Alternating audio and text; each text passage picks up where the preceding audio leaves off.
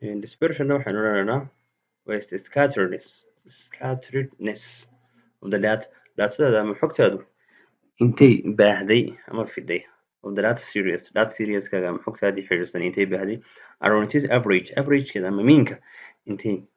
ka baahday ama ka fogtay ayaa dispersionka la odhanaya.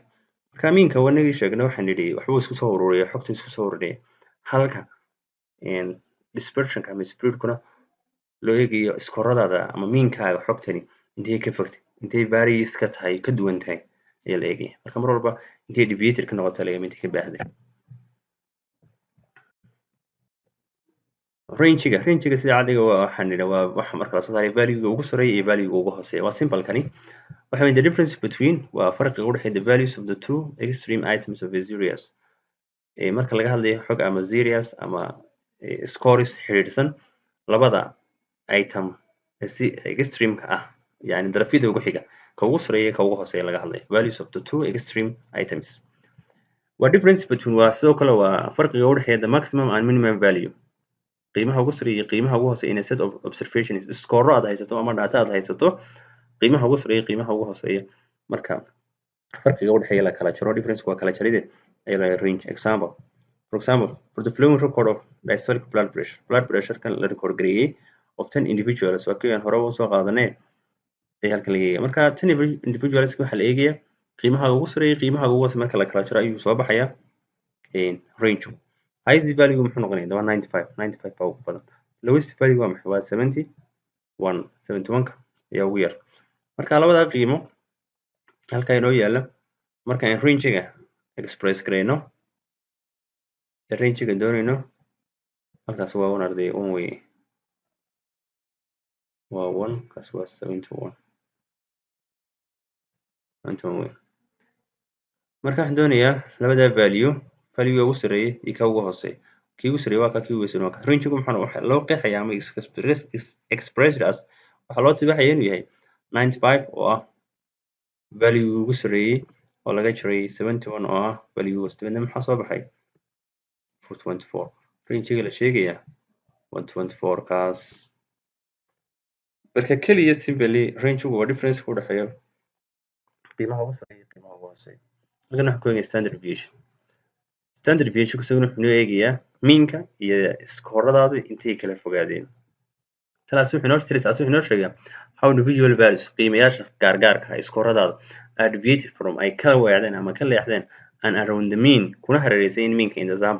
sample-kaaga meankiisa intay u jiraan intay ku hareeraysan yihiin intay ka fogaadeen waxyaabahaasaa la eegaya. Maadaama meanku waa wax lasoo ururiyay yahay dee scoradiina ay tusaale ahaan hadduu meankaagu tirooyinka ay ka koobnayeen 10 20 30 40 50 meankaaguna noqdo 10 ama noqdo 25 oo kale dee kii 10ka intuu jiraa kii 20 intuu jiraa 30 intuu jiraa 40 intuu jiraa waxyaabahaas la qiimeeya. How to determine standard deviation sidee loo go'aamiyo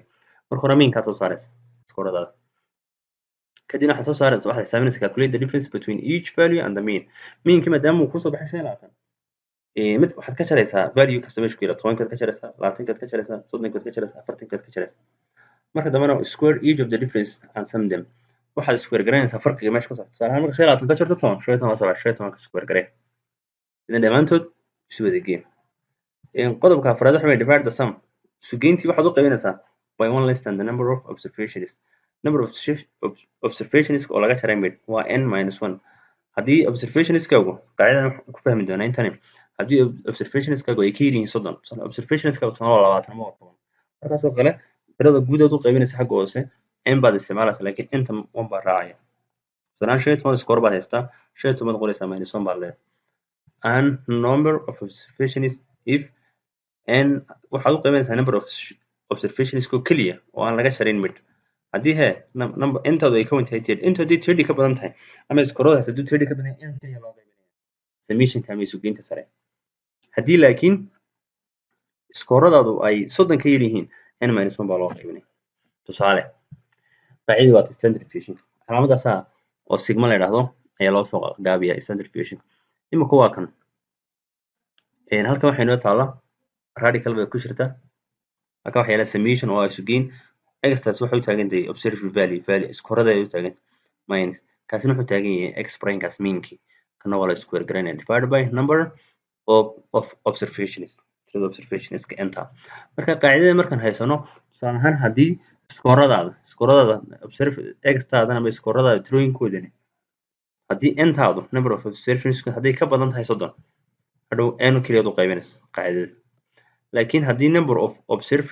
observationskaagu ay ka yar yihiin 30 waxaad u qaybinaysaa n minus 1 marka waxa raacaya gelaya minus 1 baa imanaya minus 1 waa imisa waa goorma minus 1 waxa weeyaan if haddii n is less than or equal to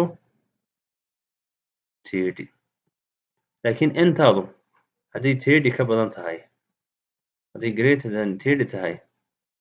tana la isticmaalaya qaacidada inta keliya la isticmaalaya in keliya loo qaybin calaamada summation tana waxay sheegaysaa isgeemashisa ama sum bay sheegaysaa sum iminka bal diastolic pressure laftiisii kiyaan haysanay waa kana eega diastolic pressure the diastolic blood pressure was as follows 83 75 81 79 71 95 75 77 84 90 10 of 10 individuals marka iskoorada waa kun waa x oo kuwa kaasan taxaya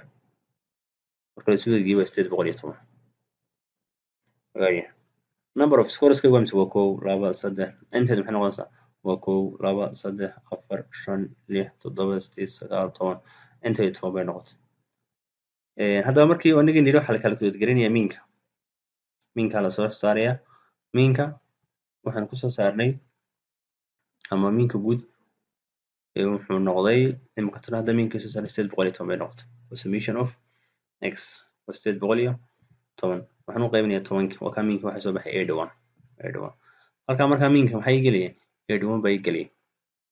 x tan maxay noqonaysaa iskooradii xabada koowaad bal aan xisaabin isla xisaabin xabada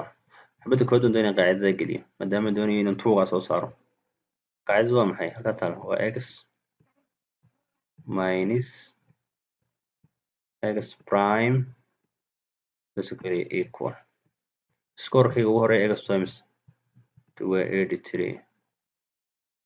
83 minus kaas waa miinka waa imisa waa 81